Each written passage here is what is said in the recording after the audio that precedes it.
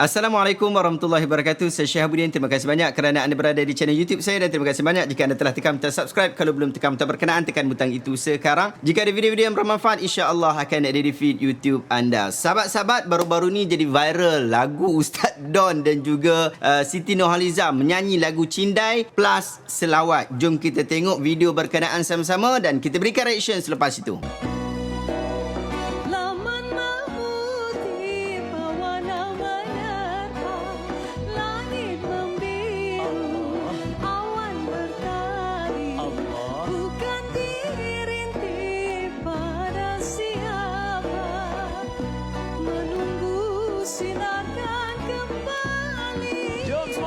Ya Rasulullah salamun alaik Ya Rafi'a syani wa daraji Ya Rasulullah salamun alaik Ya Rafi'a syani wa daraji. Lagi sekali. Tak payah sekali lagi lah. Sekali lagi siapa nak tengok pergi dekat ni rancangan apa ni Malam Ini Ustaz Don. Tengok dekat situ, insya-Allah boleh dengar sekali lagi, 2 kali, 3 kali, 4 kali lagi. Silakan, tak ada masalah. Tengok dekat sana. Alhamdulillah sahabat, sepanjang saya tengok video berkenaan tak ada masalah yang besar yang saya tengok dalam video tu. Suasana dia okey, pakaian pun okey, tak ada masalah. Tetapi di media sosial ni kelihatan ramai sangat yang mengecam Ustaz Don Daniel dalam hal ni. Kalau tengok paparan dekat Facebook dan paparan dekat TikTok, dia agak sedikit berbeza. Kerana dekat TikTok mereka ambil isu ni dengan sedikit positif, manakala di Facebook ada ramai yang mengecam termasuk ustaz dan ustazah. Kalau kita tengok dekat TikTok, ramai yang kata wah hebatnya Ustaz Don dan Tok T, Allah, alhamdulillah, wah hebatnya, terbaik, masya-Allah, sedap suara ustaz, best ngaji, sedap nyanyi pun sedap. Macam-macam lah komen yang positif dekat TikTok. Terlalu banyak komen-komen dekat sini. Tapi kalau kita tengok dekat Facebook, yang mengecam dia sangat-sangat ramai, termasuk ustaz dan juga ustazah. Sahabat-sahabat, pertama, orang kata mana boleh buat macam ni sebab selawat mana boleh campur dengan nyanyian. Yang pertama sekali sahabat-sahabat, lagu yang Ustaz Don nyanyi tu bukanlah selawat Nabi.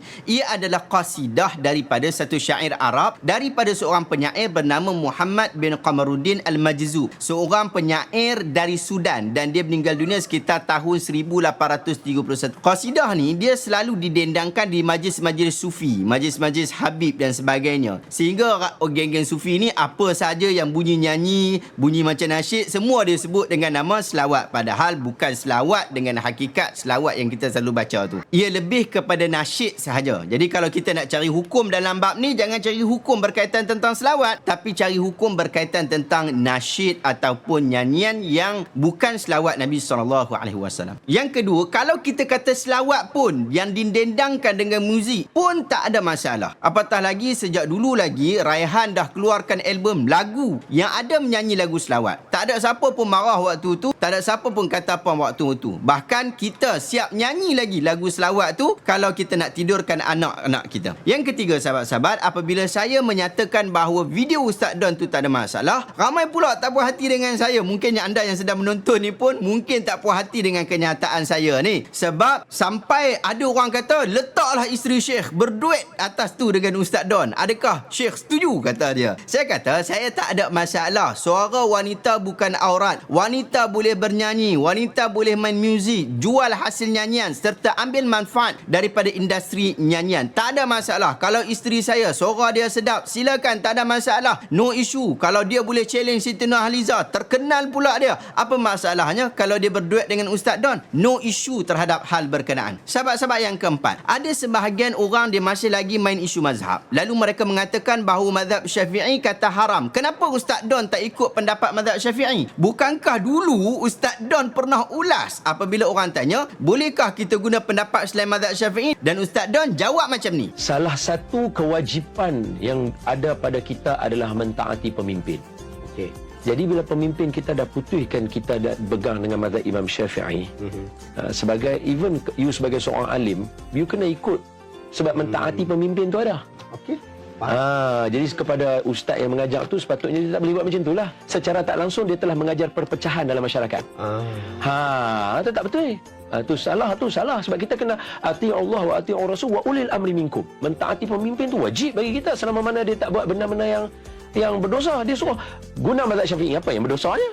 Jadi sangat-sangat bercanggah bila mana kita seorang orang alim pun tidak mentaati pemimpin. Itu bahaya sangat. Dia kata bahaya sangat. Jadi kalau ikut kenyataan yang sama, maka Ustaz Don telah melakukan sesuatu yang sangat bahaya. Kerana mazhab Syafi'i, bahkan keempat-empat mazhab memang menyatakan bahawa bernyanyi dengan alatan muzik itu adalah haram. Jadi Ustaz Don tak relax dalam bab ni. Yang kedua, jika berpandu kepada kenyataan sebelum ini juga, maka Ustaz Don dah tak mentaati pemimpin apabila pemimpin suruh ikut mazhab Syafi'i. Dan Ustaz Don tak ikut mazhab Syafi'i bila dia menyanyi dengan Siti Nurhaliza. Dan yang ketiga, jika berpandu kepada kenyataan sebelum ini juga, secara tidak langsung Ustaz Don dah ajarkan perpecahan kepada masyarakat seperti mana yang Ustaz Don sebut di dalam wawancara di Sinar sebelum ini. Sedangkan sahabat-sahabat, perkara-perkara ini adalah tidak betul. Kita boleh mengambil apa-apa mazhab para ulama selagi mana perkara itu tidak diputuskan secara warta bahawa ia mesti dipilih dan dilakukan sedemikian menurut mazhab-mazhab tertentu. Contohnya, walaupun dalam beberapa pandangan ulama mazhab Syafi'i mengatakan rokok itu harus, maksudnya boleh hisap, boleh tak hisap. Tetapi orang di negeri Selangor yang bermazhab Syafi'i tak boleh ikut pandangan berkenaan. Kerana Warta Negeri Selangor pada tahun 1995 telah mewartakan rokok adalah haram. Dan tak boleh pula orang negeri Selangor tetap merokok dengan mendakwa bahawa ia adalah perkara khilaf. Tetapi jika ia tidak diwartakan seperti mana wartanya rokok itu, maka tak ada masalah untuk kita mengambil mana-mana pandangan para ulama Ahlus Sunnah wal Jamaah. Tak ada masalah. Sahabat-sahabat, dalam bab muzik ni, jumhur para ulama mengharamkannya. Bahkan Imam Malik pernah ditanya akan muzik dan juga nyanyian, dan beliau berkata hanya orang fasik saja yang terlibat dengan aktiviti seumpama ini. Anda boleh rujuk dan tafsir Qurtubi jilid 14 muka surat 55. Sehingga kan Imam Khatib Asy-Syarbini, tokoh besar mazhab Syafi'i, dia menyatakan bahawa merosakkan tumbur, iaitu sejenis alat muzik, tidak dikenakan ganti rugi kerana ia merupakan alat yang membawa kepada maksiat. Anda boleh rujuk dan kitab Mughni Muhtaj jilid yang kelima muka surat 469. Jadi pandangan majoriti para ulama dalam bab ini sangat keras. Pun begitu, majoriti kita mengambil pandangan minoriti ulama yang menyatakan keharusan muzik. Anda dan juga saya lebih cenderung kepada pendapat ulama yang membolehkan muzik, seperti pandangan Ibn Hazm Al-Andalusi yang bermazhab Zahiri, Al-Imam Asy-Syaukani yang tiada mazhab khusus, dan Dr. Yusuf Al-Qaradawi juga yang tak ada mazhab khusus.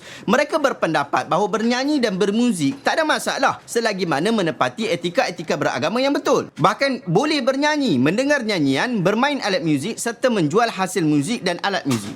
Bahkan Dr. Yusuf Al-Qaradawi berpendirian bahawa wanita pun tak ada masalah untuk bernyanyi selagi mana dapat menghalang diri daripada duduk berdua-duaan dengan yang bukan mahram ketika buat recording atau perbincangan lagu. Tapi sahabat-sahabat, dalam duduk berdua-duaan ni bukan hanya wanita saja. Lelaki pun tak boleh duduk berdua-duaan dengan yang bukan mahram. Tapi kalau kita rujuk video Ustaz Don tadi, tak ada masalah sebab ada kameraman, ada penonton, duduk pun jauh serta suasana itu sangat-sangat terikat untuk kita berlaku sopan. Dr. Yusuf Qaradawi sebut, dia kata wa ammal ahaditsul lati istudilla bihal muharrimun fakulluha muskhanatun bil jarah lam yaslam minha hadithun duna ta'nin fi subutihi aw dalalatihi aw fihima ma'an. Adapun hadis-hadis yang digunakan oleh golongan yang mengharamkan nyanyian, semuanya penuh dengan celah. Tidak ada satu pun hadis daripadanya yang terbebas dari celaan terhadap kebolehpercayaan atau maknanya atau kedua-duanya. Oleh itu, apabila dalil yang sarih dan sahih yang mengharamkan muzik dan nyanyian tidak ada, maka kekallah bab ini pada perkara harus, kerana ia masih dalam ruang perkara muamalah umum, bukan dalam perkara ibadat. Dalam Sahih Al-Bukhari, Aisyah radhiyallahu anha, dia pernah cerita, isteri Nabi SAW, dia kata anna Abu Bakar radhiyallahu anhu dakhala 'alaiha wa 'indaha jariyatan fi ayamin mina tudaffifani wa tadribani wa Nabi SAW mutaghashin bi thawbihi fantaharahuma Abu Bakar fakashafa an-Nabi SAW an wajhihi faqala da'huma ya Abu Bakar fa innaha ayyamu 'idin wa tilka ayyamu mina. Abu Bakar radhiyallahu anhu masuk pada hari-hari tasyrik ketika berada di Mina. Ketika itu ada dua orang anak gadis yang sedang bermain rebana, sementara Nabi SAW berbaring dan menutup mukanya dengan kain. Kemudian Abu Bakar radhiyallahu anhu larang dan memarahi mereka berdua. Kemudian Nabi SAW buka kain yang menutup mukanya, lalu dia bersabda, biarkanlah mereka wahai Abu Bakar. Hari ini adalah hari raya kita. Hari itu adalah hari-hari Mina, iaitu hari Tasyrik. Anda boleh rujuk dalam Sahih Al-Bukhari jilid yang kedua nombor 987. Ini buku Sahih Al-Bukhari yang anda boleh dapatkan dekat link bahagian description. Sahabat-sahabat, hadis ini jelas menunjukkan pada zaman Nabi orang main muzik dan bernyanyi pada hari raya. Apabila ada sahabat Nabi yang cuba larang, kononnya tidak Islamik, Nabi segera betulkan mereka serta menyuruh mereka untuk membiarkan orang terus menyanyi dan bermain muzik. Bahkan dalam riwayat itu sangat jelas yang bermain alat muzik itu adalah dua anak gadis, budak perempuan, bukan lelaki ataupun separa lelaki. Pun begitu, Al-Qardawi ingatkan kita, bernyanyi dan muzik itu boleh, tapi kena ikut peraturan-peraturan dan syarat-syarat tertentu. Yang pertama, isi kandungan nyanyian itu mestilah tak bercanggah dengan nilai-nilai ajaran Islam. Kalau ia sekadar puji-pujian kepada Nabi dan cerita gelora jiwa si jendai, maka tak ada masalah. Kalaupun ia bukan lagu nasyid, tak ada masalah. Dengar lagu favourite saya iaitu Redemption Song by Bob Marley pun tak ada masalah, asalkan isi kandungan itu tidak bercanggah dengan nilai dan moral ajaran Islam. Yang kedua, cara penyampaian yang sopan yang masih lagi boleh diterima secara umum mesti ada di dalam proses nyanyian berkenaan. Kalau nyanyi pun dah versi 18XX, memang tak boleh lah orang suruh dia pergi menyanyi, dia pula macam bersenggama di atas pentas. Yang tu tak boleh. Apatah lagi melenggang-lenggok tali kecapi, menari seksual seolah-olah penghibur seks, itu lebihlah dilarang. Yang ketiga, jangan berlebih-lebihan. Sekadar untuk dengar hiburan semata-mata tak ada masalah. Tapi kalau sampai solat pun tak, hanya kerana nak pastikan tidak ketinggalan ikut konsert, yang ni memang dilarang oleh agama. Sahabat-sahabat, boleh juga untuk rujuk garis panduan acara persembahan dan juga hiburan di negeri Perlis untuk lebih manfaat ilmu. Dekat situ dijelaskan lebih panjang berkaitan tentang isu ni, iaitu apa yang perlu dilakukan, apa panduan-panduan yang perlu diikuti sebelum kita nak buat apa-apa acara persembahan. Ia cukup bagus. Ada 11 perkara yang anda boleh nilaikan di situ. Wallahu ta'ala sahabat-sahabat, saya berharap video hari ini bermanfaat dan kita dapat ilmu sedikit hari ini. Kalau tak banyak pun dapat sedikit. Moga-moga manfaat ilmu ini kita dapat mengembangkan lagi projek memandaikan umat dengan ilmu. Wallahu ta'ala sahabat-sahabat, jumpa lagi dalam video reaction seterusnya. Assalamualaikum warahmatullahi wabarakatuh.